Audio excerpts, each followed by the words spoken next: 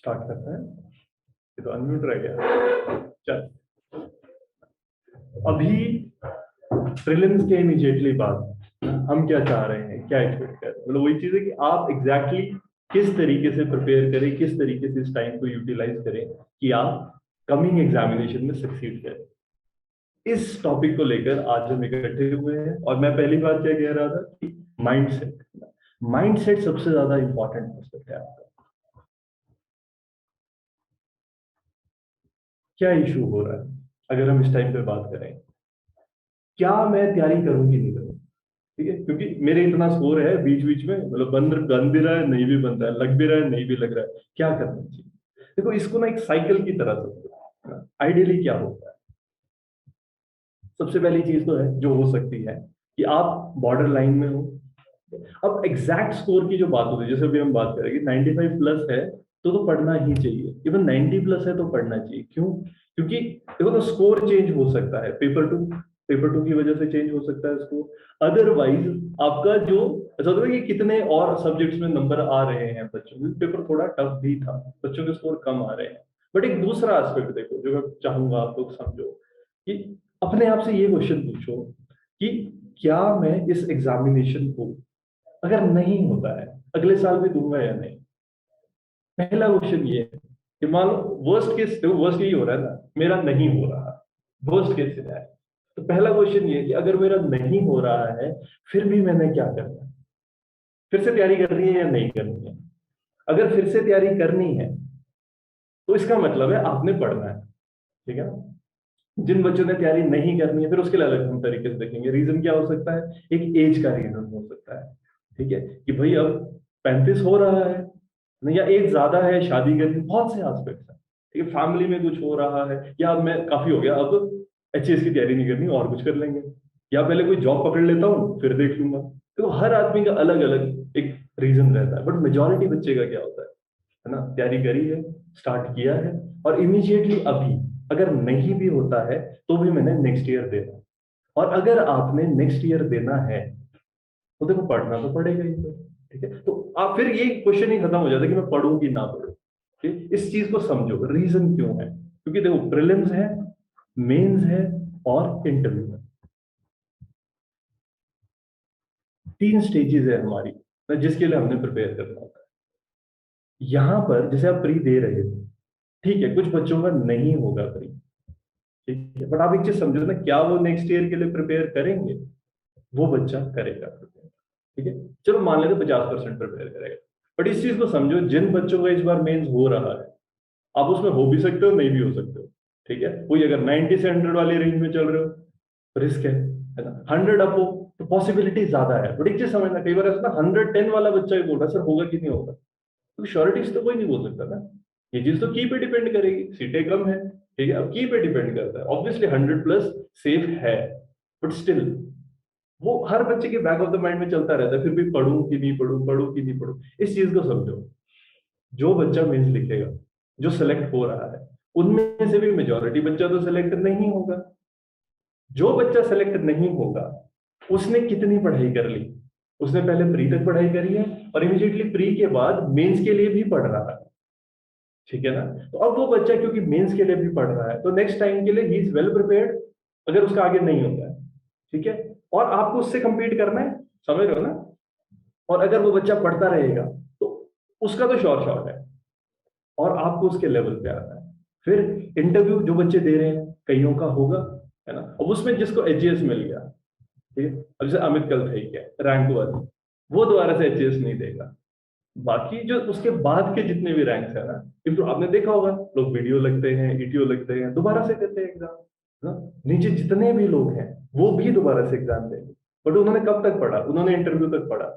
और जो interview selected है उसका कॉन्फिडेंस सोचो, भाई मैं निकला हूँ, no he knows how to crack this exam. Otherwise जिसने इंटरव्यू दिया भी है, कभी आप इंटरव्यू दिए हुए लोगों से मिले हो, कैसे कैसे कॉन्फिडेंस में चले होते हैं, भाई हमने तो इंटरव्यू दिया है। समझ रहे हो ना, कॉन्फिडेंस ही अलग है बंदों का। उनसे compete करना है। सच तो देखो, कंपटीशन ये है, अगर आप सच में प्रिपेयर करो तो कंपटीशन ये है, जो बच्चा मेंस दे रहा है, जिसने मेंस का, क्योंकि अगले साल के लिए उन बच्चों ने ये पढ़ा है और वो रिवाइज करेंगे। अगर आपने हिट करना है, ठीक है, और अभी आप कंफ्यूज हो कि यार स्कोर बन रहा है कि नहीं बन रहा है, इस चीज को समझो, अगले साल देना है, अगर देना है तो इन लोगों के साथ कंपीट, अगर अगर तो हो गया तो इसी साल दे रहे हो, अदरवाइज नहीं भी होता है तो भी पढ़ना है, क्योंकि आपने किससे कंपीट करना है, जो इस बार मेंस लिख रहे हैं, जो इस बार इंटरव्यू दे रहे हैं और नहीं हो रहे हैं, जो हो गए चलो उनकी बात अलग है, ठीक है, बट हाँ उनमें से भी कुछ लोगों के साथ आपका कॉम्पिटिशन रहेगा और हमने रैंक निकाला, ठीक है। तो सबसे पहले ना इस चीज को क्लियर, मतलब माइंड सेट एकदम क्लियर होना चाहिए, और वो जो एक क्वेश्चन रहता है ना बैक ऑफ द माइंड में, मैं प्रिपेयर करूँ कि नहीं करूँ, मैं करूंगा कि नहीं करूंगा, क्लियर कर।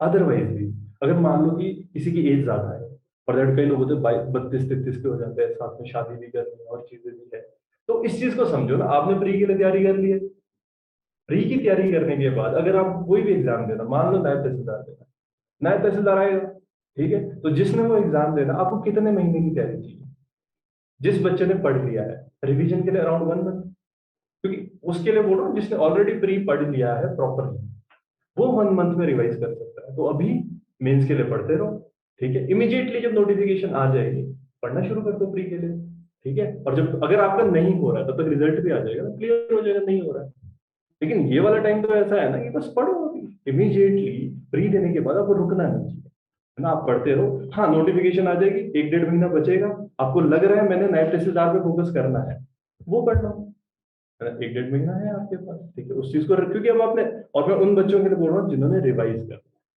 और वो चाहते हैं नायब तहसीलदार, ठीक है, तो इस तरीके से तो मैं यही बात कहूंगा, पहले ना माइंड सेट क्लियर रखो, मैंने एक अप्रोच होनी चाहिए कि हाँ मैंने किस तरीके से एग्जाम को निकालना है, ठीक है, क्योंकि देखो क्लियर रहेगा ना माइंड, फिर आप रिलैक्स हो जाओगे, क्योंकि पता है वही ये करना है, फिर देखो ना ये क्वेश्चन नहीं आता करूंगी नहीं करूँ, फिर क्या क्वेश्चन आता है, फिर नेक्स्ट क्वेश्चन आता है कैसे करूँ, है ना, हमको क्लियर हो गया, हमने पढ़ाई करनी है, ठीक है, अब एग्जाम कोई भी चूज कर लो, पढ़ना तो है, क्योंकि भाई सिलेक्शन नहीं हुआ है, जब तक आपके हाथ में कॉल लेटर नहीं है तब तक तो देखो पढ़ना है, इवन इंटरव्यू के बाद भी मैं बात कहूँ, जो मेरे बच्चे ना इंटरव्यू दे देते हैं उसके बाद भी वो प्री की तैयारी कर रहे होते हैं, जब तक उनका कॉल लेटर नहीं आता, किसी को कंफर्म नहीं होता मेरा हो रहा है इस बार, कोई श्योर नहीं होता, ठीक है, और जो निकल रहे हैं और नहीं निकल रहे हैं ना, बहुत छोटा गैप होता है उनके बीच में, ऐसा नहीं है कि बहुत ज्यादा डिफरेंस हो रहा है, मार्क्स का थोड़ा ही गैप पड़ता है, ठीक है ना, फर्स्ट रैंक, और अगर आप ऐसे देखो ना टोटल सिलेक्शन में ना 5-10 नंबर में उड़ जाती है चीजें, रैंकिंग की जो बात मैं कह रहा हूँ इसीलिए, ठीक है, तो इस चीज को क्लियर रखो, भाई हमने पढ़ाई तो करनी है, ठीक है। नेक्स्ट चीज अब हम क्या क्या बात करेंगे, अगर हम ये अब हमको ये चीज क्लियर होगी कि पढ़ाई करनी है, तो फिर अब रोज पढ़ना है, ठीक है ना, देखो रोज इंक्रीमेंटल इंप्रूवमेंट होनी चाहिए, ऐसा नहीं हो सकता, ऐसे कई बच्चे क्या करते हैं ना, 4 दिन पढ़ेंगे पागलों की तरह, मतलब दिन को भी पढ़ेंगे रात को भी पढ़ेंगे, और फिर 4 दिन के बाद बस अब मेरा बर्नआउट हो गया, ठीक है, वो जो एक एस्पेक्ट है ना कि अब बर्नआउट, अब नहीं पढ़ सकता मैं कुछ टाइम, वो चीज आपको दे, आप कंसिस्टेंट रहना पड़ेगा, ठीक है, आपको रोज पढ़ना है, बाकी चीजें भी करनी, तो आप इंसान हो, ठीक है, खाना भी खाना होता है, रेस्ट भी करना होता है, रिलैक्स भी करना होता है, और पढ़ना, देखो जो जैसे रोज काम कर रहा है, क्यों, क्योंकि आपको एक गोल चाहिए, या तो बोलो मत कि मुझे सक्सेसफुल होना है, ठीक है, या तो टारगेट ही मत करो, अगर टारगेट कर रहे हो ना तो फिर, क्योंकि ऐसा ना हर आदमी उस चीज के लिए प्रिपेयर कर रहा है, तो फिर जो रिक्वायरमेंट्स है उनको वो फुलफिल भी कर रहा है, तो आपको भी वो चीजें करनी पड़ेगी, तो कंसिस्टेंट रहना पड़ेगा रोज, चाहे थोड़ा थोड़ा रोज करो, फिर भी रोज कुछ ना कुछ आपको प्रिपेयर करना है, रोज आपको पढ़ना है, पहली तो ये आदत डालना, ठीक है, दूसरा अपनी टाइमिंग्स फिक्स करो, क्यों, क्योंकि एग्जाम दिन में होगा, तो आपको ये देखना पड़ेगा भाई जो दिन का टाइम है ना, जिस टाइम पे आपने एग्जाम लिखना है, you should be most active at that time, आप उठे हुए होने चाहिए, आप एक्टिव होने चाहिए, अब अगर आप निशाचर की तरह ही जीते हो, ठीक है ना, कि रात भर मतलब शुरू हो गया रात को 10 बजे, मैं 10 बजे पढ़ता हूँ और सुबह 4 बजे सोता हूँ, अचानक से लाइट थोड़ी आ जाएगी एग्जाम वाले दिन, और देखो ये प्री नहीं है, कई बच्चे प्री में फिर भी कर लेते हैं ये चीज, ठीक है, रेड बुल पी के चले गए, सोए नहीं 2 दिन, है ना, अलग अलग, देखो उसमें दिक्कत होती है ना, जब बच्चे बताते हैं सर छोटी छोटी चीजें नहीं समझ आ रही थी, क्यों, मैं सोया नहीं, एंग्जाइटी अटैक हो गया था, नींद नहीं आई थी, इन चीजों का फर्क पड़ता है, और ये डिसिप्लिन है, नींद की जो बात होती है ना वो एक डिसिप्लिन है, तभी आपको एक बैलेंस्ड लाइफ जीनी पड़ेगी, हेल्दी लाइफ जीनी पड़ेगी, तब पढ़ाई होगी, क्योंकि देखो ना the body should work at its optimum, बिल्कुल एकदम जो आप बेस्ट है आपको उस पर काम करना पड़ेगा, तो एक्सरसाइज करते हो तो करनी है, मेडिटेशन करते हो तो करना है, अच्छा खाना खाना है, रिलैक्स भी करना है, तो अगर आप पढ़ोगे ना, अगर आपने टारगेट बनाया मैंने इतना पढ़ना है, वो फुलफिल कर गया, तो रिलैक्स करो, घूमने जाओ, मॉर्निंग वॉक करो, ठीक है ना। तो आप चीजों को कर सकते हो। तो वही एक एस्पेक्ट नेक्स्ट क्या रहेगा, माइंड सेट में क्लियर रखो, मेरे को रोज इतना टाइम देना है, और वो डिसिप्लिन बनाओ, ठीक है। फिर माइंड सेट की अब हम बात करते हैं, जैसे कई स्टूडेंट्स ऐसे बोलते हैं, मेरी ना आंसर राइटिंग अच्छी नहीं है ना, मेरे को लिखना नहीं, मेरे सर मैं तो साइंस स्टूडेंट हूँ, हमको ना ये गप्पे मारनी नहीं आती है ना, मैं लिख सकता हूँ ऐसे फैक्चुअल 4 पॉइंट पढ़ा सकता हूँ, बट मैं फैक्चुअली नहीं लिख सकता, ऐसे नहीं लिख सकता, गप्पे नहीं मार सकता। एक ये वाली जो बात होती है, मैं आंसर राइटिंग नहीं कर सकता, मेरी आंसर राइटिंग अच्छी नहीं। देखो बेसिक बात पता है क्या है कि ना, ये एक स्किल है, आंसर राइटिंग एक स्किल है, पढ़ाई एक स्किल है, बोलना एक स्किल है, हर चीज एक स्किल है। जैसे प्री में हम बात कर रहे हैं रिकॉल, रिकॉल करना एक स्किल है, मेंस में लिखना, लिखना एक स्किल है, इंटरव्यू में बोलना वो भी एक स्किल है, ठीक है। तो हम यही बात कर रहे हैं कि ये चीजें एक स्किल होता है। जैसे साइकिल चलाना, है ना, कोई बच्चा छोटा है, वो बोल रहा मैं साइकिल नहीं चला सकता, क्यों, मतलब भगवान ने कोई डिफेक्ट तो देखो, ये ऐसा समझ लो ना, कोई डिफेक्ट नहीं है कि ये चीज मैं कर सकता हूँ, ये चीज मैं नहीं कर सकता हूँ। बेसिक बात है, आपको टाइम देना पड़ेगा, है ना, टाइम दोगे चीजें होंगी। अब जैसे कि कुछ लोग बोलते हैं ना आंसर राइटिंग हो नहीं रही है मेरे से, तो पहला क्वेश्चन है क्या आपने प्रैक्टिस करी, ठीक है ना, पहला यही होता है कि क्या प्रैक्टिस करी, अगर करी फिर हम बाकी चीजें देखेंगे, है ना, फिर कहाँ दिक्कत आ रही है। बट पहला क्वेश्चन है जब हम पूछते हैं प्रैक्टिस करी है, नहीं, बट हाँ मैंने टॉपर के वीडियोस देखे हैं, है ना, मैंने सुना है। अब जैसे मान लो मैं यहाँ पर जैसे आर्ट ऑफ आंसर राइटिंग आपको समझा रहा हूँ, देखो वो भी जरूरी है, आपको पता होना चाहिए करना कैसे है, लेकिन फिर करना खुद पड़ेगा। जैसे मतलब मैं साइकिल अगर चलाई हो या बाइक चलाई हो या गाड़ी चलाई हो, अब देखो ना ऐसा नहीं होता ना कि मेरे को गाड़ी मैं नहीं चला सकता, बेसिक बात है आपको टाइम देना पड़ेगा, ठीक है, अगर आप टाइम दे रहे हो तो हो जाएगा। उसी तरीके से साइकिल चलाना है। अब मैं आपको बता दूं, देखो भाई ब्रेक ऐसे लगती है, पेडल ऐसे लगता है, ये सारे एस्पेक्ट समझा दूं, वो भी जरूरी है, फैक्ट्स भी जरूरी है, लेकिन फैक्ट्स बताने से साइकिल चलानी नहीं आएगी। वैसे ही फैक्ट्स आपको पता होने चाहिए कि राइटिंग कैसे करनी है, ज्ञान इकट्ठा कर लो, बट फिर भी वो अगर प्रैक्टिस नहीं करोगे चीजें नहीं बनेगी, ठीक है। तो इसमें मेन बात क्या है, आपको प्रैक्टिस करनी पड़ेगी, और जब आप करोगे सब कुछ होता है, ठीक है? इसीलिए मेंटरिंग इसीलिए तो जरूरी है, आप लिख रहे हो हम बताएंगे ना दिक्कत कहाँ आ रही है, ठीक है, आप सोच नहीं रहे हो, प्लान नहीं कर रहे, जहां आपको दिक्कत आएगी वहां हम हेल्प करेंगे, बट लिखना शुरू करना पड़ेगा। दिक्कत कहाँ आती है, आपके दिमाग में माइंडसेट क्या है, टॉपर की कॉपी, वो वैसा लिखता है, मुझे वैसा लिखना है। टॉपर ने भी तो यार देखो, जब पैदा हुआ होगा उसने भी अ आ सीखा होगा, ठीक है, बोलना सीखा होगा, कॉलेज उसने भी किया है, उस टाइम पे उसने आंसर राइटिंग प्रैक्टिस करी होगी, फिर आए होंगे, देखो बाद में नहीं पता लगती चीज, बाद में आपको लगता है बंदा पैदा ही ऐसा हुआ है, उसको मतलब पहले से ही मतलब गिफ्टेड है। लेकिन हर आदमी को प्रैक्टिस करनी है, हर चीज की, आपको बोलने की प्रैक्टिस करनी है, आपको लिखने की प्रैक्टिस करनी पड़ेगी, ठीक है। तो यही जो अगली बात मैं कह रहा हूँ ना, कि जो आंसर राइटिंग नहीं होती है, माइंडसेट चेंज करो, इस माइंडसेट को कि प्रैक्टिस करनी शुरू करो, और मैं करूंगा, ठीक है। खराब आंसर भी लिखा जाता है, मैं लिखूंगा, मेन क्या करो, मैंने लिखना है, फिर देखी जाएगी, और धीरे धीरे इंप्रूवमेंट आएगी, ठीक है। आप हेल्प लो, देखो हेल्प के लिए सब लोग खड़े हैं, बट वही माइंड सेट है ना, इस पे थोड़ा सा वर्कआउट करने की जरूरत है।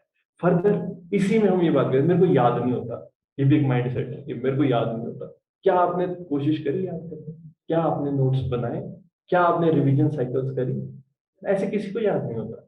आप किसी भी टॉपर से पूछोगे, वो प्रॉपरली अपने नोट्स बनाए होते हैं, प्रॉपर है ना, बार बार उसको रिवाइज करते हैं, फिर याद होता है ना। चीजों को सिंपलीफाई करना पड़ता है तब वो याद होती है, समझना पड़ता है तब वो याद होती है, ठीक है। क्या आपने वो किया है ना, अगर नहीं हो रहा है तो बताओ, फिर हम देखेंगे दिक्कत कहाँ आ रही है, बट पहले ट्राई करना जरूरी है।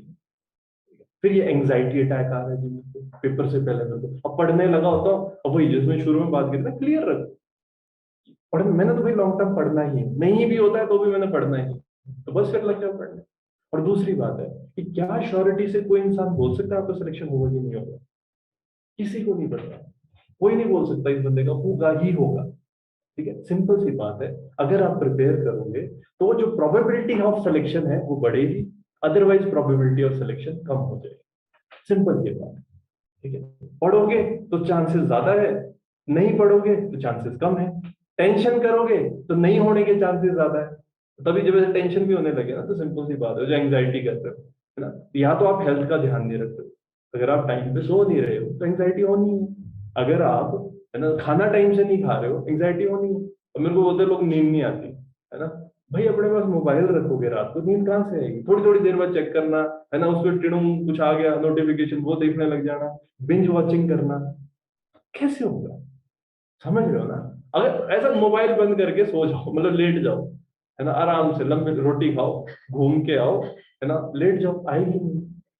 वही मैं कह रहा हूँ, तो एक अपना माइंड सेट। और लोग बोलते हैं मेरे को, लोग ऐसा बोलते हैं, लोग ऐसा बोलते हैं, ठीक है। बेसिकली आप सेंसिटिव हो रहे हो। अगर कोई बंदा बोल रहा है आपको कि यार सिलेक्शन नहीं हुआ, ऐसा नहीं हुआ, ऐसा नहीं हुआ, क्या उसको पता है टाइम कितना लगता है? तो प्री मेंस इंटरव्यू की जो पूरी प्रोसेस है, कितना टाइम लगता है? 1.5 साल तो वैसे ही निकल जाता है। कहीं गड़बड़ होगी प्री में, मेंस में या इंटरव्यू में, फिर से 1 साल होगा। और इंसान तो हर 2-2 महीने में मिलेगा ना आपको, वो बोलेगा। क्या उसको वो समझ है कि प्रोसेस कैसी है? अगर उसको समझ नहीं है तो क्या उसकी बात को सीरियसली लेना चाहिए? नहीं। क्या चिढ़ना चाहिए? नहीं। और वो बंदा, देखो ऐसा होता है ना, वो इंसान आपका भला चाहता है, योग शेप पूछ रहा है, तो पूछ तो रहा है आपको, तो मजे लो, खुश रहो, ठीक है यार, धन्यवाद। तो नहीं हुआ जी, क्या करें? नहीं बनी थी बात, आप दुआ करो तब होएगा। बोले आपने पिछले और दुआ नहीं करी होगी। चिल रहो, खुश रहो, एंजॉय करो, यू आर ग्रोइंग, है ना। ये चीज है। तो पहली बात जो हमने करी, माइंड सेट, ना अपना माइंड सेट क्लियर करो, और फिर प्रिपरेशन की तरफ। तो फिर इसमें क्या है कि अब हम आगे कैसे मूव करेंगे? जब हमने अपना मन बना लिया पढ़ाई करने का, तो फिर हमने क्या देखना है, हमारा गोल क्या है? गोल है हमारा सिलेक्शन के लिए, ठीक है जी। तो इस टाइम पर अंडर द सर्कमस्टांस मैं क्या कर सकता हूँ, इस चीज को भी समझना। देखो हर आदमी के जो सर्कमस्टांस है वो अलग है, ठीक है। किसी के घर में दिक्कत है, किसी के शरीर में दिक्कत है ना? आप उसको कंट्रोल नहीं कर सकते, तो एनवायरनमेंट आप सारा नहीं बदल सकते, ठीक है। और प्राइम मिनिस्टर क्या सोचते हैं, ट्रम्प बन गए, कुछ हो गया, इस चीज को समझना ना। अंडर द सर्कमस्टांस मैं क्या कर सकता हूँ, under the circumstance what can I do.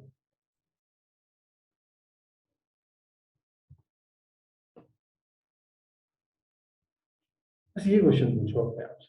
और इस चीज को भी समझना, एक चीज होती है ना कि आपका सर्कल ऑफ कंसर्न, फिर इस चीज को समझोगे ना, एक आपका सर्कल ऑफ कंसर्न, जिन चीजों के बारे में आप टेंशन करते हो और सोचते हो, बहुत सी चीजें, ठीक है। बस गिर गई कहीं पे, ठीक है, मेरे सर्कल ऑफ कंसर्न में मेरे को टेंशन हुई, अरे यार बस गिर गई, बंदे मर गए, ठीक है, बिल्डिंग गिर गई, कुछ हो गया, तो ये सब हमारे सर्कल ऑफ कंसर्न है। और दूसरी चीज क्या होती है आपकी, एक आपका सर्कल ऑफ इन्फ्लुएंस है। सर्कल ऑफ इन्फ्लुएंस का मतलब क्या है, जो चीजें आप कंट्रोल कर सकते हो, ठीक है। अब मान लो एक बिल्डिंग गिर गई, गिर गई जी, आप क्या कर सकते हो? क्या वो आपके सर्कल ऑफ इन्फ्लुएंस में है? तो आप पढ़ाई कर सकते हो, आप अपना काम कर सकते हो, ठीक है। हाँ, आपको लग रहा है, आपके फिर सर्कल ऑफ इन्फ्लुएंस में वो है कि आप जाओ और लोगों को हेल्प करो, तो जाओ और उनकी हाल चाल पूछो, जाओ थोड़ा पैसा दो, ये आपके सर्कल ऑफ इन्फ्लुएंस। वो कर सकते हो तो करो, है ना, नहीं कर सकते तो टेंशन मत करो। समझ रहे हो ना, एक जो आपका सर्कल ऑफ कंसर्न है ना, आप हर चीज के बारे में टेंशन कर सकते हो, बट वही है कि सर्कल ऑफ इन्फ्लुएंस अपना फोकस्ड रखो कि मेरा इन्फ्लुएंस किन चीजों पे है, उन पे काम करो। मान लो आपको लगता है मैंने देश बदलना है, अभी बदल सकते हो, क्या कर सकते हो देश बदलने में? अगर वो करना चाहते हो तो करो, अदरवाइज अगर आपको लगता है मैं प्रिपेयर करूंगा, मैं सिलेक्ट हो जाऊंगा, उसके बाद मैं कर सकता हूँ, तो फिर प्रिपरेशन के लिए तैयारी करो, है ना? उसके लिए अपना एफर्ट दो। और क्या आप एफर्ट मार सकते हो, इस चीज पे ध्यान। तो वही है कि अपना सर्कल ऑफ इन्फ्लुएंस पे अगर काम करोगे ना, तो वो बढ़ेगा। और जो आपका सर्कल ऑफ कंसर्न है, उसको एक हो सकता है, वही बात है, अब प्राइम मिनिस्टर है, अब प्राइम मिनिस्टर मोदी जी अगर चाहें, वही बात है ना, अगर उनके सर्कल ऑफ कंसर्न में कुछ आ रहा है, उनका इन्फ्लुएंस है, कोई दिक्कत हो रही है, उस डिपार्टमेंट के सेक्रेटरी को फोन करेंगे, बस, because he has that influence. और वही बात है, अपना इन्फ्लुएंस बढ़ा। मेन बात क्या है, under the circumstance what can I do, बस इस चीज का ध्यान रखो। क्योंकि अब हम आगे बढ़ रहे हैं कि हम तैयारी कैसे करें। तो मैं क्या कर सकता हूँ, इसको देखो, उसको पूछो, ठीक है। तो जब हम ये बात करें कि हम क्या कर सकते हैं, तो फिर हमारा हमको चाहिए क्या, हमारा गोल क्या है, हमको सिलेक्शन चाहिए। अब सिलेक्शन के लिए मैं क्या कर सकता हूँ, कैसे तैयारी करूं, तो वही क्वेश्चन है कि हम कैसे तैयारी करें। तो इसमें आता क्या क्या है ना, एग्जामिनेशन में अगर हमने सेलेक्ट होना है और अगर ये हमारा गोल है, तो फिर तो सबसे पहली चीज जो हमारे लिए इंपॉर्टेंट रही, देखो मेंस, अभी जब हम एग्जैक्टली बात कर रहे हैं, मेंस के एग्जामिनेशन में आप कंसिस्टेंट होना चाहिए, एक कंसिस्टेंट प्रिपरेशन चाहिए। और इसमें दूसरी बात, एक तो हमने बोला रोज पढ़ना, दूसरी बात क्या है, जब एग्जामिनेशन में परफॉर्म कर रहे हो तो आपका जीएस 1, सेकंड, थर्ड, तीनों पेपर अच्छे होने चाहिए, एससे अच्छा होना चाहिए, ऑप्शनल अच्छा होना चाहिए। कहीं पर भी अगर आपका परफॉर्मेंस खराब रहा तो सिलेक्शन नहीं होगा, क्योंकि इट्स अ कॉम्पिटेटिव एग्जाम। तो सबसे पहली चीज समझने की जरूरत है कि आपको सारी चीजों में अच्छे नंबर लाने पड़ेंगे। आपके जीएस में भी अच्छे नंबर आने चाहिए, आपके एसए में भी अच्छे नंबर आने चाहिए, आपके ऑप्शनल में भी अच्छे नंबर आने चाहिए। तो तीनों चीजों पे फोकस करना है। और इसके लिए अब हमको क्या क्या रिक्वायरमेंट रहेगी ना, हमको क्या क्या करना है। सबसे पहली चीज अगर हम बात करें ना, हेल्थ, अपनी हेल्थ पे ध्यान देना। पढ़ाई तो है ही, बड़ी मशीन है जो चल रही है, उस पे ध्यान दो। और यहाँ पर क्या चीज रहेगी, आपका रूटीन, आप डिसिप्लिन हो कि नहीं। और हेल्थ में हम बात करेंगे जैसे फिजिकली ठीक रहने के लिए कुछ करो। देखो पढ़ाई के लिए ये चीजें इंपॉर्टेंट है, you should be working on the best optimum level, आपका एक फिजिकल, एक आपका मेंटल लेवल। मेंटल हेल्थ के लिए भी कुछ करो, रिलैक्स करो, योगा करो। और ऐसे ग्रुप के बीच रहो जो तैयारी कर रहा है। अब ऐसे ना, अचानक से आप तैयारी कर रहे हो और आप किसी ऐसे इंसान से मिलो जो बोले यार तेरा तो हो ही नहीं सकता, याद है तेरे को बचपन में एक बार फेल हुआ था, या याद है तेरे को एक बार वो टीचर ने तेरी पिटाई करी थी। ऐसा कोई एक मिल जाए, है ना, वो नहीं होता एक बड़ी बाल्टी या एक बड़ा ड्रम, एक छेद कर दिया बस, बस सारा पानी निकल जाएगा। आप बड़ी मुश्किल से पानी इकट्ठा कर रहे हो, निकल जाएगा। वो जो मेंटली आपको ना, आप एक ऐसे इन्वायरमेंट और ग्रुप में रहो कि प्रिपरेशन हो, ठीक है। और जब ये काम आप कर पा रहे हो, आप हेल्दी रह रहे हो, ठीक है, फिजिकली भी मेंटली भी, फिर हमारी बात आएगी कि आपके पास समय है, समय को मैनेज करो, अपना टाइम मैनेजमेंट ठीक करो। इस चीज पे ध्यान दो कि मेरे पास कितना समय है। तो हर आदमी के पास अलग समय होता है। जो बंदा तैयारी कर रहा है उसके पास अलग समय है, जो फुल टाइम कर रहा है, जो जॉब कर रहा है उसके पास अलग समय है, जो मदर है वो अलग समय है, किसी के पास बच्चा है, फादर है, भाई अब उसकी भी तो रिस्पॉन्सिबिलिटी होती है, घर की रिस्पॉन्सिबिलिटी होती है।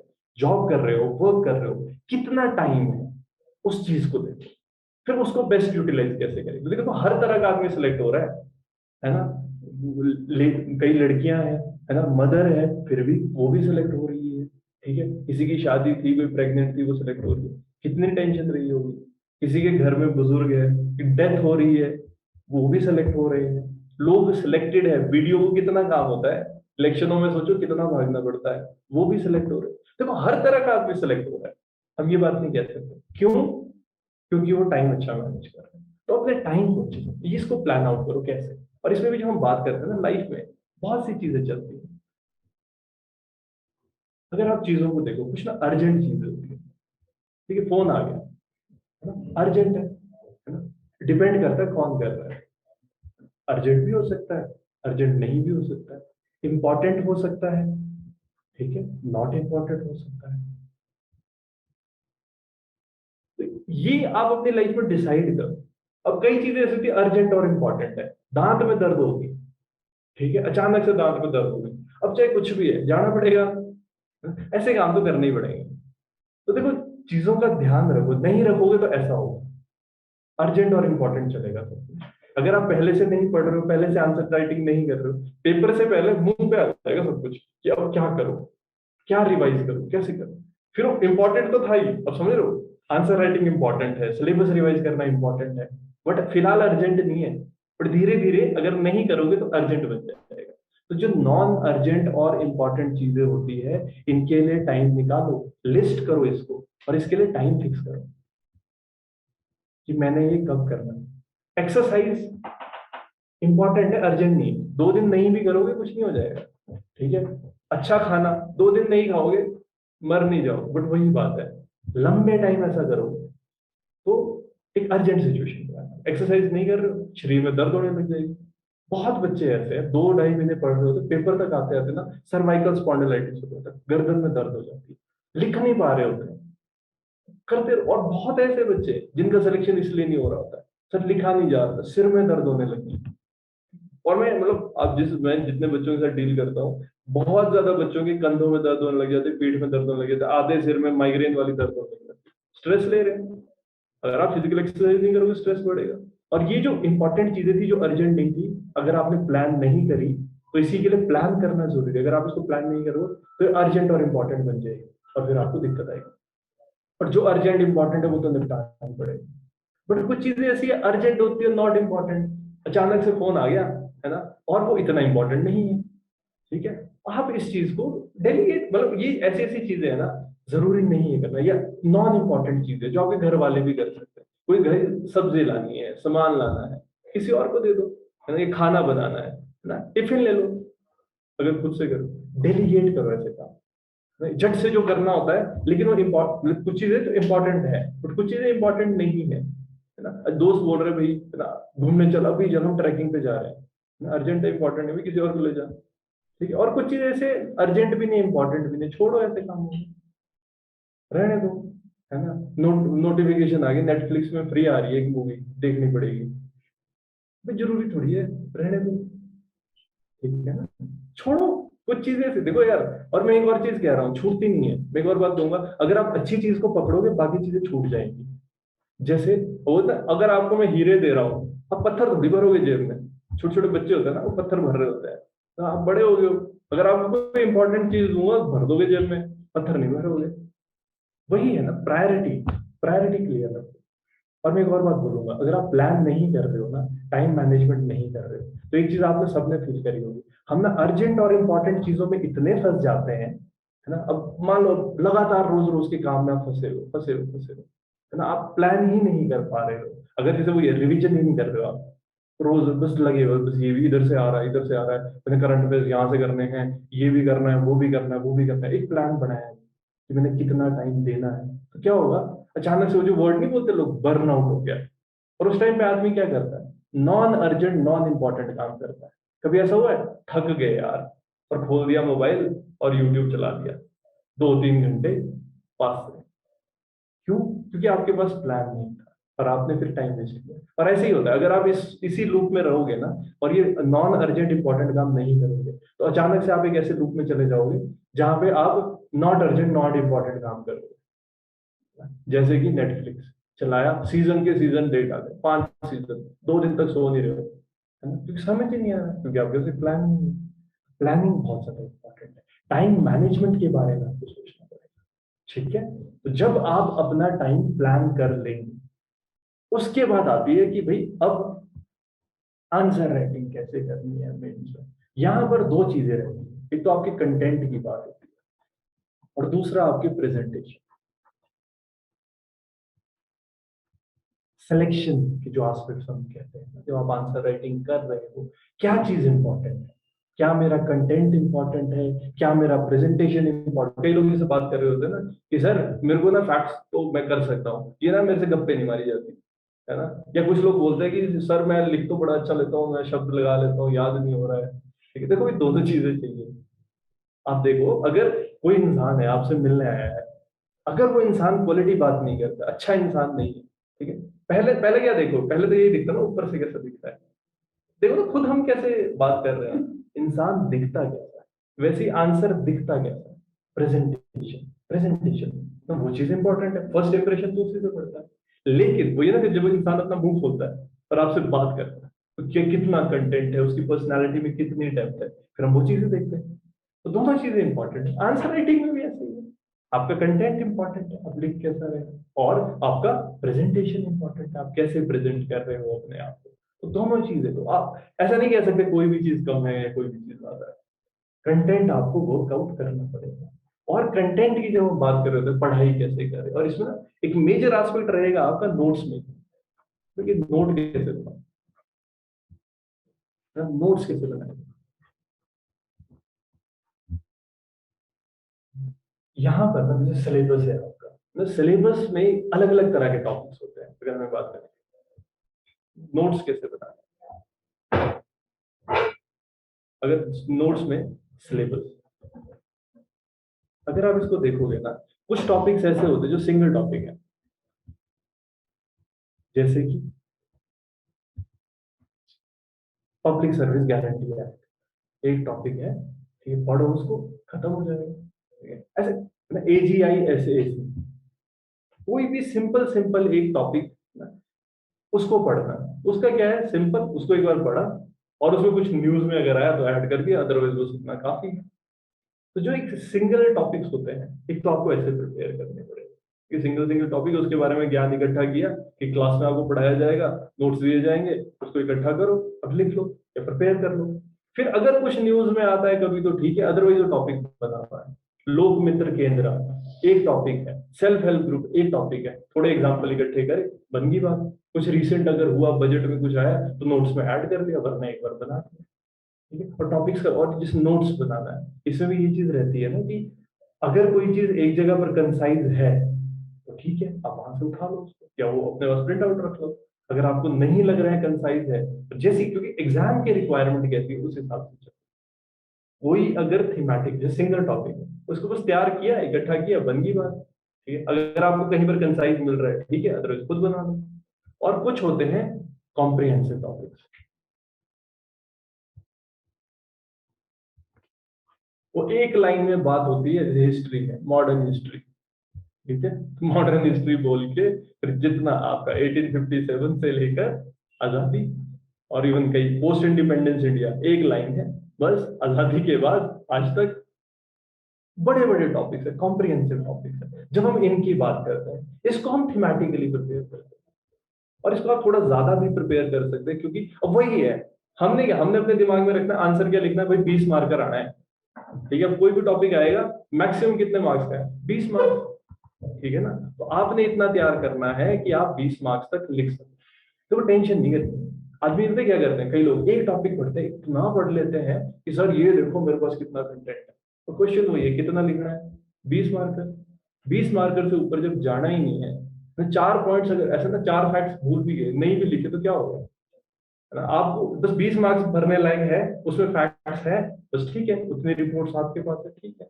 तो वही अपने दिमाग में होना चाहिए, या तो मैंने 20 मार्कर तक करना है, या फिर अगर ये थीम ऐसे में चल सकता है, जैसे कि एग्रीकल्चर है, ठीक है ना, अगर आप एग्रीकल्चर के बारे में पढ़ रहे हो, ज्योग्राफी में एग्रीकल्चर पढ़ रहे हो, इकोनॉमिक्स में एग्रीकल्चर पढ़ रहे हो, करंट में एग्रीकल्चर पढ़ रहे हो, इसमें ऐसे बन सकता है। डिजास्टर है, डिजास्टर में ऐसे बन सकता है, टूरिज्म में ऐसे बन सकता है। ठीक है ना, फिर आपको कोई भी इस तरीके के जो भी थीम्स आते हैं, विमेन, चिल्ड्रन, माइनॉरिटी, विमेन अपने आप में एक थीम है, तो इसके अंदर तो कई कई थीम आएंगे, जिसको आप ऐसे के लिए भी प्रिपेयर कर सकते हो, कर लो।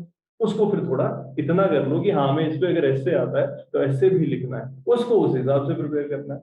अदरवाइज जिस चीज में 20 मार्कर बन सकता है बनेगा, अदरवाइज, और जैसे सिंगल टॉपिक है, अब सिंगल टॉपिक कैसा है, अगर उसमें कंटेंट ही थोड़ा है तो 4 मार्कर बनेगा या 8 मार्कर बनेगा, 20 मार्कर बनेगा ही नहीं। अब जितने जितने लायक वो टॉपिक है उतने लायक उसको तैयार कर लो, और मैक्सिमम 20 मार्कर के लिए तैयार करो। सिंगल टॉपिक पे आपका पूरा ऐसे तो आ नहीं सकता, तो रहने दो, ऐसे लायक मत सोचो। ठीक है, कुछ टॉपिक है जैसे नीति आयोग है, ठीक है, बड़ा थीम है, क्योंकि प्लानिंग में आ गया, तो अगर प्लानिंग का एस्पेक्ट उठ रहा है तो वो एक थीम है, प्लानिंग पे बन सकता है इससे। तो वही है कि कितना मैंने पढ़ना है, कितने मैंने नोट्स बनाने हैं, कंटेंट आपको उस हिसाब से तैयार करना है। और इस चीज को सोचो, जब हम तैयारी कर रहे हैं, है ना, मेंस में आप घर से आंसर तैयार करके जाओगे, क्योंकि इतना टाइम नहीं होता, अब हर क्वेश्चन को प्रिपेयर करो, हर क्वेश्चन का स्ट्रक्चर बनाओ, है ना। ठीक है, देखो ये चीज हमने सीखनी है, स्ट्रक्चरिंग कैसे होती है, क्योंकि मेंस में कुछ क्वेश्चन ऐसे आएंगे जो बिल्कुल फ्रेश होंगे, आप घर से तैयार करके नहीं गए होंगे, आपने नहीं पढ़े होंगे, वहीं बैठ के बनाने पड़ेंगे। बट इसका मतलब ये नहीं 28 के 28 क्वेश्चन वहीं बैठ के बनाने होते हैं। ठीक है, अराउंड 15 से 18 क्वेश्चन तो आपके, या अराउंड 20 क्वेश्चन भी, अगर आपने अच्छी तैयारी करी, आपने घर में वो तैयार कर लिए होंगे, वहां तो छाप के आने होते हैं। ऐसा नहीं होता कि भाई चने बना दिए, है ना, वो बात ये कि चने उबाल के रख दिया मैंने, अब उसको कौन सा चाहिए, ना कढ़ाई चना चाहिए या पनीर है ना, पनीर मैंने तैयार कर ली काट के, पूरा कढ़ाई पनीर चाहिए, मलाई पनीर चाहिए, है ना, या जैसे भी अलग अलग जो भी डिश है, अब उसने जैसा पूछा वैसा मैंने तड़का लगा दिया। जिस तरीके का उन्होंने क्वेश्चन पूछा उस तरीके का कंटेंट मैंने उनको दे दिया, 4 पॉइंट्स ऊपर कर दिए, 4 पॉइंट्स नीचे कर दिए। जो चीज उन्होंने पूछी थी सबसे पहले वो लिख दी, सबसे इंपॉर्टेंट उसको बना दिया। ठीक है, तो ये चीज है, आपको घर से प्रिपेयर करके कंटेंट जाना पड़ेगा वहां। बस ये अच्छा, ये क्वेश्चन छापना शुरू, क्योंकि ऐसा ना कुछ क्वेश्चन में बिना सोचे आपने बस अच्छा ये था लिख दिया, फटाफट लिखना है वो चीज, क्योंकि आप घर से तैयार करके गए हो। बस ये देखना इन्होंने पूछा कौन से वाला आस्पेक्ट है। जैसे डिजास्टर है, देखो ना कुछ थीम ऐसे है, अब डिजास्टर में क्वेश्चन आएगा, ऐसा होता है लिख लो भाई पूरा थीम, आप समझ रहे हो ना, पूरा यूनिट। हम ये बात कर रहे थे कि देखो हर फैक्ट जरूरी नहीं है कि सब कुछ ही चाहिए, लेकिन हर चीज के लिए आपके पास कोई ना कोई फैक्ट होना चाहिए।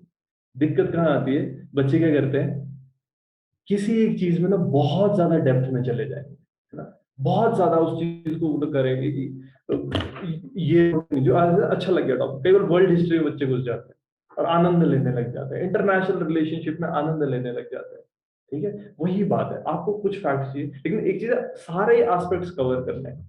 प्रॉब्लम ये हो जाती है, आप पूरे एस्पेक्ट्स नहीं कवर करोगे अगर, तो देखो ना क्वेश्चन हर एक से आता है, और किसी को आपने ज्यादा भी पढ़ लिया तो भी कितना लिख पाओगे, 20 मार्क का, तो इसका ध्यान रखना। और देखो ना, एक ही ज्ञान का मल्टीपल यूज हो सकता है। मान लो एग्रीकल्चर के बारे में मैंने 2 कोर्स याद कर लिए, अब वो जब भी एग्रीकल्चर कैसे आए उसमें डाल दूंगा, अगर कभी आंसर लिखना हो कोई बड़ा उसमें डाल दूंगा, कोई फैक्ट मैंने याद कर लिया ना, उस फैक्ट को मैंने पकड़ा और जहां मेरी जरूरत होगी मैं वहां पे उसको यूज करूंगा। तो आप फैक्ट्स को अलग अलग जगह पे भी यूज कर सकते हो, तो बहुत ही इंटेलिजेंटली पढ़ना है।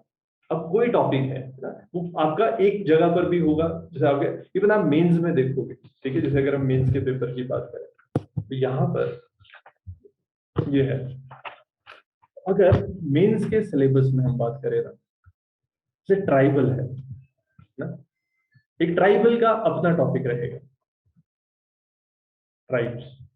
तो अगर आप इसमें देखोगे ना, पेपर 1 यूनिट 3 सब यूनिट 3 है ना, तो उसमें आपका tribes of Himachal Pradesh, their historic social cultural economic and legal aspect. Himachal Pradesh की ट्राइब्स हिस्टोरिकली कैसी चल रही है, सोशली कैसे है, कल्चरली इकोनॉमिकली, और उनका लीगल एस्पेक्ट। सिलेबस में एक जगह पर ये लिखा है, तो पेपर 1 में ये है। पेपर 2 में यूनिट 2 सब यूनिट 2 में है, bodies constituted policies programme and scheme for the welfare of schedule caste and schedule tribe. Schedule tribe और शेड्यूल कास्ट के लिए जो पॉलिसी सरकार ने बनाई है, ठीक है, वो आप इसके अंदर आ जाएगी। ठीक है, फर्दर इवन जो भी जैसे ये होता है ना कि नेशनल कमीशन है, national commission for history, national commission for history आप पढ़ रहे हो, पॉलिटी में पढ़ रहे हो, वो चीजें इंटीग्रेट हो जाएगी। और रिसेंट कोई भी स्कीम गवर्नमेंट ऑफ हिमाचल प्रदेश ने चलाई, गवर्नमेंट ऑफ इंडिया ने चलाई, इसमें आ जाएगी।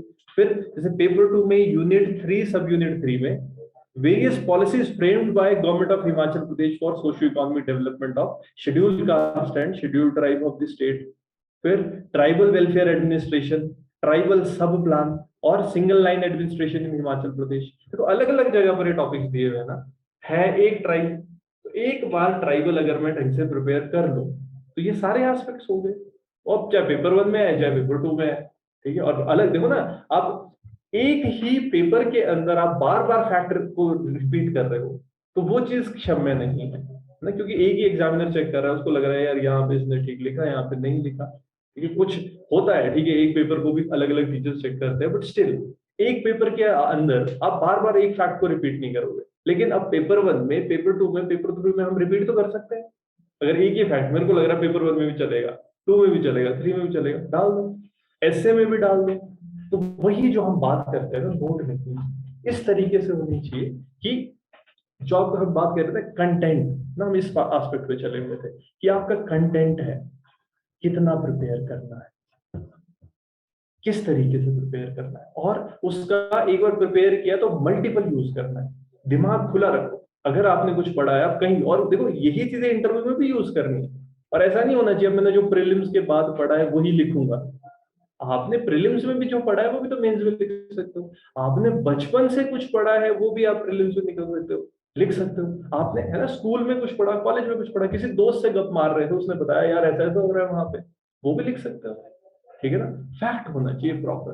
तो वही है कि थोड़ा सा ना होराइजन ब्रॉड करो और स्टार्ट करो इस चीज को। फर्दर हम बात करें, जैसे हम कंटेंट की बात कर रहे थे, और दूसरा हमने बात करी थी प्रेजेंटेशन की। प्रेजेंटेशन की जब हम बात कर रहे होते हैं ना, तो यहां पर स्पेसिफिक आंसर राइटिंग कैसे इंप्रूव होगा अगर आप आंसर राइटिंग करो। एक तो एक आपने प्रिपेयर किया, दूसरा एक है कि आपने आंसर लिखे। अगर आप टेस्ट सीरीज करते हो या आप डेली आंसर राइटिंग करते हो, इन चीजों से आपकी प्रेजेंटेशन इंप्रूव करेगी। तो जरूरी है कि आप रोज आंसर लिखो, टेस्ट लिखो। और इसमें भी जब हम बात, क्योंकि हमारे दिमाग में क्या होता है ना, देखो इशू वही आता है जो हमने स्टार्टिंग में बात करी थी, मेंटल बैरियर बना के रखा होता है। क्यों? क्योंकि हमारे दिमाग में होता है ऐसा होना चाहिए, ऐसा होगा तो करूंगा, एक परफेक्ट आंसर होना चाहिए तो ही करूंगा, अदरवाइज डिमोटिवेट हो जाना।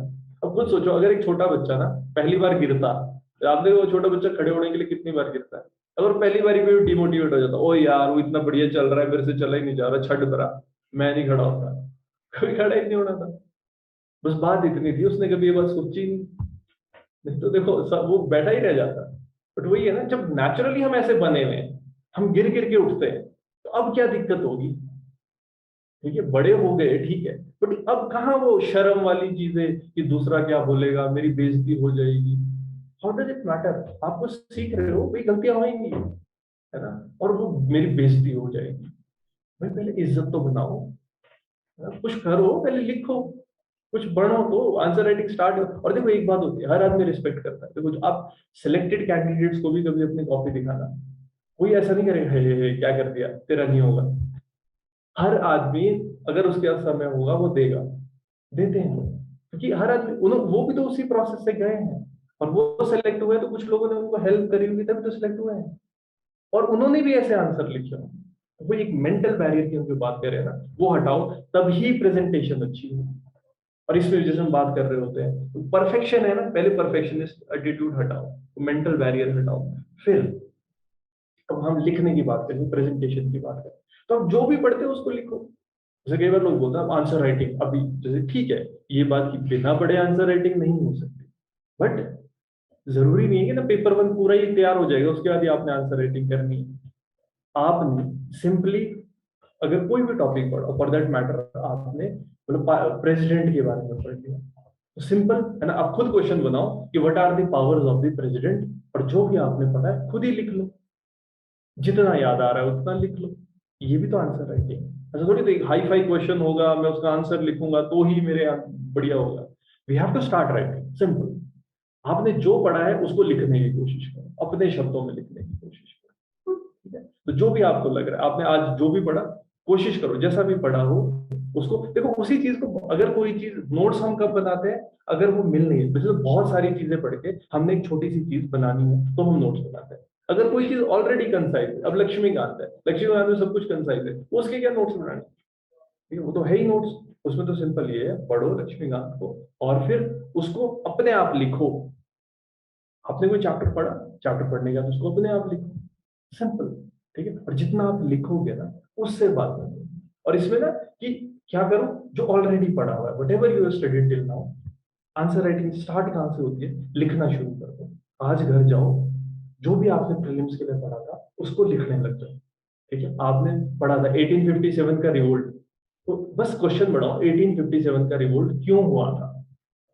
18 एक बन गया क्यों हुआ था, एक हो गया 1857 रिवोल्ट के बीच में क्या क्या हुआ था, और 1857 का रिवोल्ट खत्म क्यों हुआ था। बस तीन छोटे छोटे क्वेश्चन बन गए, अलग अलग लिखने, अलग अलग लिख दो। या फिर राइट अ नोट ऑन 1857, अगर तीनों तुम्हें एक साथ याद आ जाए पूरा लिख लो, राइट अ नोट ऑन 1857। जितना याद आए उतना ठीक है, जो नहीं आ रहा उसको रिवाइज करो, क्योंकि दिमाग में जब वर्ड पड़ता है ना कि मेरे को याद नहीं आया, और यार याद क्यों नहीं आया, तब दिमाग को ऐसा लगता है ओहो मेरे को कुछ करना पड़ेगा, तब वो याद करता है, तब वो कोशिश करता है। तो वही है। और सिलेबस को थीमेटिकली यूज करना, शुरू में मान लीजिए एसए की हम बात करें ना, तो एसए में जो थीम है ना, थीमेटिकली आप टॉपिक्स को देखो। फर्दर देखो, हमेशा एक चीज का ध्यान रखना, सोर्सेज कम रखना, ठीक है ना,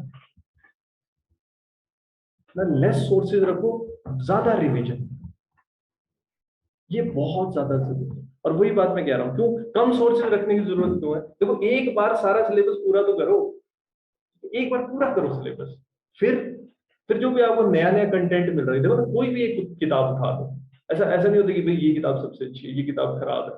सब किताबों में वही लिखा हुआ है, किसी में 4 बातें फालतू लिखी होगी, किसी में 4 बातें कम लिखी होगी, बट इंपॉर्टेंट टॉपिक सबने कवर किया होता है। ठीक है, वही एक बार सारा कवर कर, इस चीज का ध्यान रखना। ठीक है, एक बार कवर करने के बाद फिर हाँ ठीक है, आपको कोई इंपॉर्टेंट चीज लग रही है, नया फैक्ट आ गया, वो अपने नोट्स में डालो, लेकिन कम सोर्सेज रखो, रिवीजन ज्यादा करो, फिर वो चीज प्रेजेंटेशन में आती है। फिर लिखो, जो रिवीजन की हम बात कर रहे हैं, आप याद करो उस चीज को अपने शब्दों में लिखो, ये चीज रहेगी। और जब आप टेस्ट सीरीज करोगे प्रेजेंटेशन के लिए, बहुत ज्यादा इंपॉर्टेंट है। और क्यों? क्योंकि एक ना एग्जामिनेशन का जो कंडीशन है वो एमुलेट करने वाली बात होती है। एग्जामिनेशन का कंडीशन जो है, इसको सिमुलेट करना है, वहां पर जो फीलिंग आ रही है। क्यों? जैसे कई बच्चे ऐसे होते हैं, मेरा ना, जैसे कई लोग बोल रहे प्रीलिम्स में हमारा पेपर ही पूरा नहीं हुआ। अगर जैसे जो बच्चा ये बोल रहा था मेरे से पूरा पेपर नहीं पढ़ा गया, ठीक है, उससे फिर अगला क्वेश्चन ये पूछना है, तूने टेस्ट लिखे थे, ऐसे ट्राई करी थी? मैं ये नहीं बोल रहा कि स्पेसिफिकली ऐसा नहीं एक जगह से ही करो, भाई टेस्ट आजकल फ्रीली अवेलेबल है, बस 2 घंटा टिक के बैठो। जब आदत ही नहीं, ऐसा होता है 2 घंटे में वहां मेन एग्जाम में क्या क्या याद आ रहा होगा बच्चों को। क्यों याद आ रहा है? क्योंकि उसको प्रैक्टिस ही नहीं हो 2 घंटे बैठने की। वैसे ही मेंस में अगर आपको 3 घंटे बैठने की प्रैक्टिस ही नहीं है, लिखने की प्रैक्टिस ही नहीं है, हाथ दर्द होएगा, ठीक है, सिर दर्द होएगा, समझ नहीं आएगा, पता नहीं क्या क्या याद आने लग जाएगा। क्यों? क्योंकि आप उस एग्जामिनेशन कंडीशन को सिमुलेट नहीं कर रहे हो, आप बैठे ही नहीं हो इस तरीके से। तो वो इम्पोर्टेंट है, और वो टेस्ट सीरीज से होगा। जो एग्जामिनेशन कंडीशन है उसमें बैठना है, ठीक है, और फिर पेपर को कंप्लीट करना है। और इसमें 2 बातें होती है। देखो पहली चीज क्या है, चाहे आए चाहे ना आए 3 घंटे तक बैठना है और लिखना है।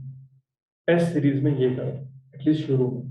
आ रहा है चाहे नहीं आ रहा, बस 3 घंटे बैठना है और सोचना है, अच्छा ये इसमें क्या हो सकता है, कोई और चीज याद आ रही है, क्योंकि वो ना प्रोसेस करके ही आएगी। जैसे आप बैठे हो, है ना, आपको कुछ याद नहीं आ रहा है और आप बैठे हो, यार याद नहीं आ रहा, याद कर, वो करना पड़ेगा। ये प्रैक्टिस है ना, recall is a practice and you have to do it. करोगे तो ही मेन पेपर में होगा, और वहां तो प्रेशर भी ज्यादा होगा।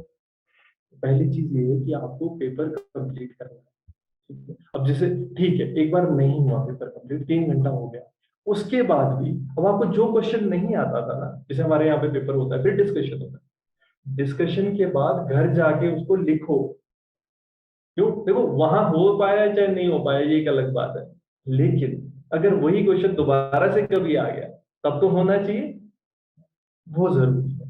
पेपर्स को कंप्लीट करने की कोशिश करो, ठीक है, और मेन पेपर में भी जितना ज्यादा हो सके क्वेश्चंस लिखने हैं। अगर किसी चीज का बिल्कुल ही आइडिया नहीं लग रहा तो एक अलग बात है, बट अगर थोड़ा भी आइडिया है ना अगर आपको उस टॉपिक के बारे में, तो ऐसा इंटरलिंकिंग करके आंसर लिखे जा सकते हैं।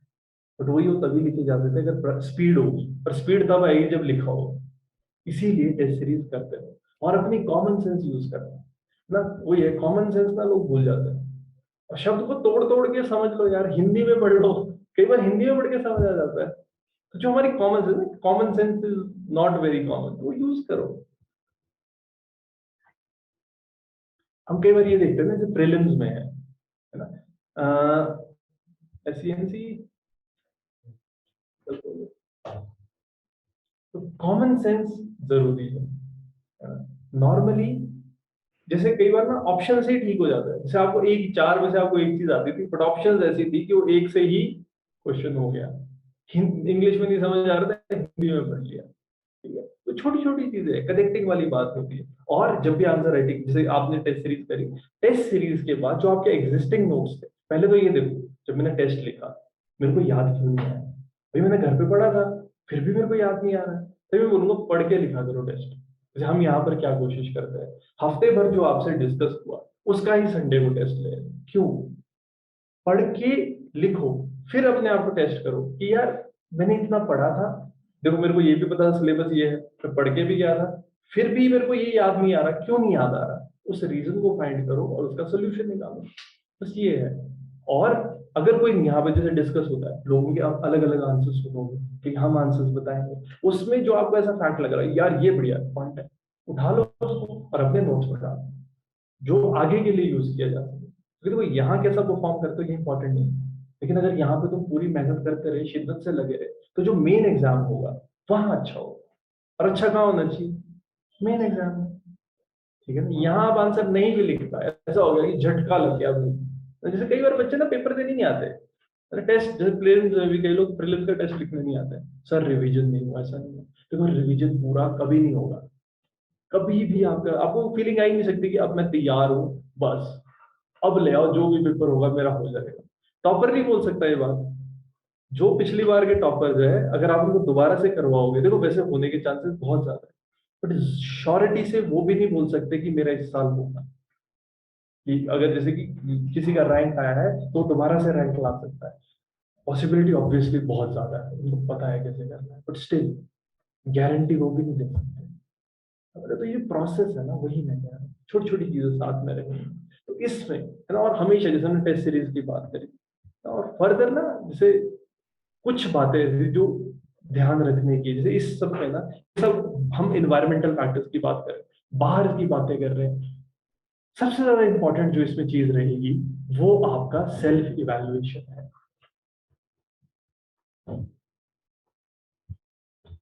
ठीक है।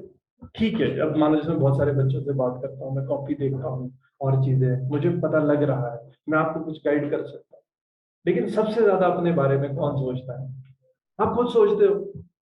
आपसे ज्यादा आपके बारे में कोई ना सोच सकता है। आपके बारे में आपसे ज्यादा किसी को नहीं पता हो सकता। भले ही ठीक है मम्मी पापा को आपके पैटर्न्स के बारे में पता होगा, बट वो दो कान के बीच में जो चल रहा है वो आप ही को पता है। ठीक है? तो अपने आप को इवेल्युएट करना जरूरी है, अपने डेली वर्क में भी, अपने शेड्यूलिंग में, अपने जैसे हमने शुरू में बात करी माइंड सेट, डिसिप्लिन, और उसके बाद जितनी भी हमने बातें करी है ना कि कंटेंट है, प्रेजेंटेशन है, अपना कैसे मैं नोट्स बना रहा हूँ, हर चीज में अपने आप को इवेल्युएट करो। सेल्फ इवेल्युएशन बहुत जरूरी है। क्या अब जैसे यहाँ पर टेस्ट हुआ, अगर आप कोई भी आंसर लिखे 4 बार खुद पढ़ोगे ना, आपको खुद समझ आएगा। एक बार पढ़ा, नोट्स पढ़े, फिर से अपना आंसर देखा, यार ये भी नहीं लिखा, ये भी नहीं लिखा, खुद ही इवेल्युएशन हो जाता है। 2-3 बार अगर आप खुद पढ़ोगे ना, आपको खुद समझ आ जाएगा यार कहाँ गड़बड़ हो। ये बाकी हाँ, आपको कोई हेल्प कर रहा है, वो बता रहा है कि ये पैटर्न है आपका। अब मान लो हमने एक पैटर्न आपको बता दिया कि आप भाई जब आप आंसर लिखते हो ना, आप ना शुरू में लंबा खींच देते हो, फैक्ट उसमें डालते नहीं हो, और धीरे धीरे आपके फैक्ट आने लगते हैं। मतलब क्या है, गड्डी थोड़ी देर देर में स्टार्ट होती है, और जनरली ऐसे किसकी स्टार्ट होती है? वो क्वेश्चन पढ़ता है और लिखना शुरू कर देता है, साथ साथ में सोच रहा होता है और धीरे धीरे आंसर आता है। एक बच्चा पहले थोड़ा सोचेगा, 5 से 10 सेकंड उसने सोचा मैंने क्या क्या लिखना है, और फटाफट उसने आंसर लिखना शुरू कर दिया। जो सोच के लिख रहा है ना, उसके बिल्कुल एग्जैक्ट पॉइंट्स लिखने हैं। अब ये अलग अलग हो गया ना। और एक बार आपको इवैल्यूएशन किसी ने बता दिया, मान लो टेस्ट सीरीज में ये हो गया ना, चेक करके हम एक बार बता देंगे, फिर आपने इवैल्यूएट करना है यार, दोबारा से गलती कर रहा हूँ कि नहीं कर रहा हूँ, वो आपने देखना है, अपने आप को आपने इवैल्यूएट करना है। प्रीवियस ईयर पेपर लिखो, ठीक है ना? अगर आप प्रीवियस ईयर जितने भी पेपर हुए, जो भी पढ़ा है प्रीवियस ईयर पेपर्स की क्वेश्चन, इनको लिखो, टाइम लिमिट में लिखो।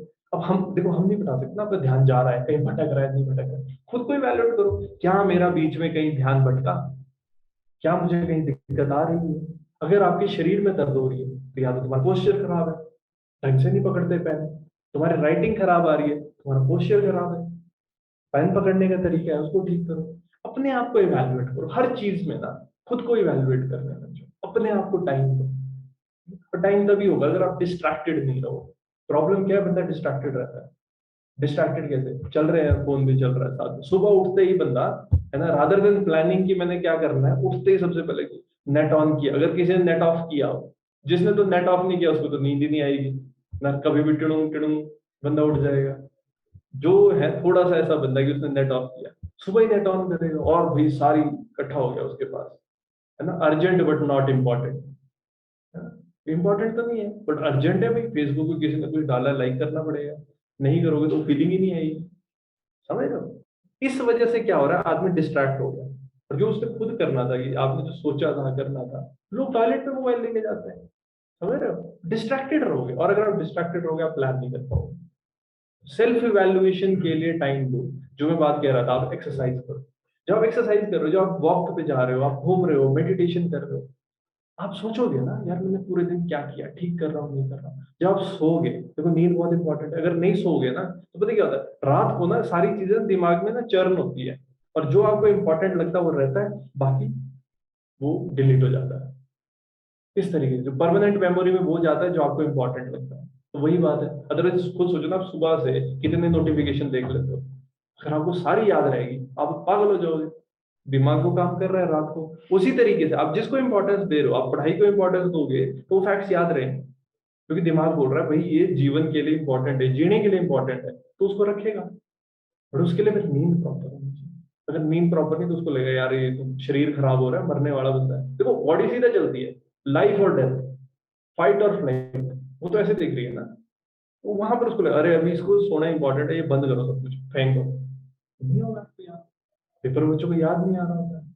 ये सारी तो सेल्फ इवैल्यूएशन बहुत जरूरी है। और जब हम बात, जैसे हार्ड वर्क की बात होती है, हार्ड वर्क करो स्मार्टली, तो बिना हार्ड वर्क के तो नहीं होगा, बिना हार्ड वर्क के नहीं होगा। लेकिन अगर आप स्मार्टली नहीं करोगे तो देखो सब हार्ड वर्क कर रहे हैं। पहली बात ये है कि ना, मेंस के लेवल तक आना ये हार्ड वर्क है। लेकिन वही ना कि आप अब सब लोगों में एक्सेल करने के लिए आपको चीजें स्मार्टली करनी पड़ेगी। जैसे हम बात करें वो टॉपिक्स कितने करने हैं, तो 20 मार्क्स तैयार करना है, नोट्स कैसे बनाने, किस चीज के बनाने, स्मार्ट एफर्ट है ये ना। रिपीटेड यूज करना है सेम नॉलेज का, जो हम बात करें स्मार्ट वर्क है। उसी ज्ञान को अलग अलग जगह पे यूज करो, स्मार्ट वर्क है। तो इस तरीके से हम सोच सकते हैं कैसे हार्ड वर्क को स्मार्टली कैसे करना है। तो बिना हार्ड वर्क के नहीं होगा, आप टाइम नहीं दोगे तो नहीं होगा। तो हवा से ऐसे यार भगवान भी देखता है ना। वही बात है, स्मार्ट वर्क क्या होता है, जब आप एलिमिनेट कर, 4 ऑप्शन है प्रीलिम्स में जो बच्चे निकले हैं, तो आपने एलिमिनेट किया जिस है ना, फिर उसके बाद अब मान लो 2 ऑप्शन, अब इनमें से कौन सा होना चाहिए। स्मार्टली भी आप ऑप्शंस में आपने, अब मान लो आपने 2 ऑप्शन एलिमिनेट कर दिए और ऑप्शन था एक जगह पर था 1 2 3, या 2 3 में से जहां पर है वो कट गया, और आपके जहां जो चीज बची वो आंसर है। वही है ना कि आप स्मार्टली ही काम करो, बट वो तभी हो पाएगा अगर आपने हार्ड वर्क किया। तो वही छोटी छोटी चीजें आपने ध्यान रखनी है। और लास्ट में मैं एक बात कहूंगा ना, कि simplicity, this is the ultimate sophistication. ये बात कही जाती है, सिंप्लिसिटी। जैसे एक टर्म मेरे एक टीचर हैं, वो कहते थे ना, keep it simple stupid. Yes, keep it simple, चीजों को सिंपल रखना चाहिए। Keep it simple stupid, sir ऐसा बोलते थे कि जो हम भी तैयारी कर रहे थे। तो सिंप्लिसिटी में क्लैरिटी दिखती है। आपका क्लैरिटी ऑफ थॉट जो है ना, वो बहुत ज्यादा इंपॉर्टेंट है। जैसे ना कोई बंदा बात कर रहा होता है और कभी इधर की बात करी, कभी इधर की बात करी, है ना, फिर ऐसे लगता है यार इसको पता ही नहीं है इसने करना है। क्यों? उसको क्लैरिटी ऑफ थॉट नहीं है। अगर और कोई इंडिविजुअल सीधा आया आपसे, है ना, सीधी सीधी उसने बात करी, अरे यार ये बंदा ठीक है, सीधी बात करता है, वैसे ही आंसर राइटिंग में है ना, एक वर्ड जो हम बोलते हैं बीटिंग अराउंड द बुश। एक बुश है, आपने उसके चारों तरफ बीट कर दिया, असली जगह पकड़ी नहीं। वही है कि अगर जिस बंदे को क्लैरिटी है कि ये क्वेश्चन है, इसमें ये लिखना है, वही लिखेगा, उसको ज्यादा नंबर मिलेंगे। जो अरे बरे की बातें करेगा, एग्जामिनर को भी तो पता लग जाता है इसको नहीं लगी बात पता, या ये अच्छे से एक्सप्रेस नहीं कर पा रहा है तो कंफ्यूज है, इसका मतलब कम, या तो कम पढ़ा है, या फिर ओवरऑल मतलब डिस्टिंक्शन नहीं कर पा रहा है, रिवीजन नहीं किया है। जिस बंदे ने कम पढ़ा है गप्पे मारेगा, उसी चीज को बार बार लिखेगा। और यहाँ पर देखो आंसर पढ़े जाते हैं, आप ऐसे नहीं कर सकते कि गप मार के आ गए। जैसे पेपर में होता है शिट्टे भरनी है ना, शिट्टे तो यहाँ भी भरनी पड़ेगी, लेकिन कंटेंट से भरनी पड़ेगी। बट वही है कि क्लैरिटी पॉजिटिव होना चाहिए, एकदम क्लियर कि बंदा चेंज चाहता है, सोल्यूशन दे रहा है। वही ना, अगर आप कोई प्रॉब्लम दे रहे हो उसके साथ आप उसका सोल्यूशन भी दे रहे हो, तो चीजों को एकदम सिंपल रखना। तो यही छोटी छोटी चीजें हैं। और ऐसा होता है ये टाइम अभी कैसा है, जैसे हम बात कर रहे हैं आज कि ना, कि how to succeed in achieve. एक स्टार्टिंग से बेसिक माइंडसेट रखो चीजों के लिए, स्टार्टिंग से अच्छे से प्रिपेयर करो और बात बन जाती है। बस मेहनत करो। और ये चीजें कि देखो पढ़ना तो है, अगर आपके दिमाग में ना अगर इस बार नहीं भी होता है तो भी मैंने पढ़ना है, तो बस स्टार्ट करो, फिर ज्यादा सोचना ही नहीं, पंगे में पढ़ना ही नहीं है। ऐसे तैयारी करो कि मैं इस बार मेंस लिख रहा हूँ, और अगर मेंस नहीं भी होता है तो ऐसे तैयारी करो कि मैं इंटरव्यू दे रहा हूँ। देखो इंटरव्यू की जो चीजें इंपॉर्टेंट होती है उनको करो, क्योंकि एक चीज समझो ना, अगले साल नहीं आएगा ये मौका। क्यों? क्योंकि एक बार वो प्रीलिम्स की साइकिल, जो अभी मेंस का टाइम है, अभी आप ऑप्शनल तैयार कर सकते हो, अभी आप मेंस तैयार कर सकते हो। क्यों? क्योंकि एक बार प्रीलिम्स की साइकिल चल पड़ी, जब आपको नेक्स्ट प्रीलिम्स देना है, फिर उस हिसाब से पढ़ना पड़ता है ना। छोटे छोटे फैक्ट्स आप याद करोगे, रिविजन्स करोगे, टेस्ट सीरीज लगाओगे, है ना, एमसीक्यूज लगाओगे। तो आप अगर हर हर संडे आप एक टेस्ट भी लगा रहे हो, पूरा संडे तो आपका टेस्ट सीरीज में चला गया, बाकी रिविजन। अगर दो भी टेस्ट करते हो आप हफ्ते में, है ना, तो फिर कितने दिन बचे? और उसमें फिर आपको फैक्ट्स भी देखने, छोटे छोटे फैक्ट्स भी देखने पड़ेंगे।